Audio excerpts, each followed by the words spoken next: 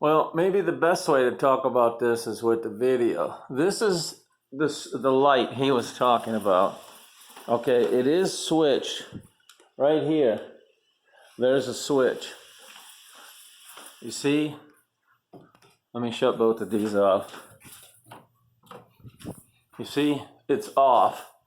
Now let me go back over here. We flip the switch and now it's on. So, but you've got this one,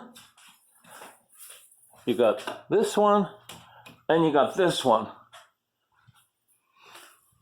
I mean, it's a significant amount of light. Let's go back and throw this basement, I call it the basement switch.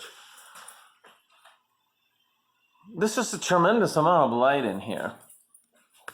Okay.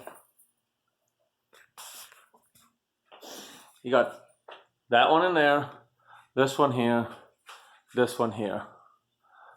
What are we gonna do with this one? I'm not gonna do anything. These joists, I know they run this way.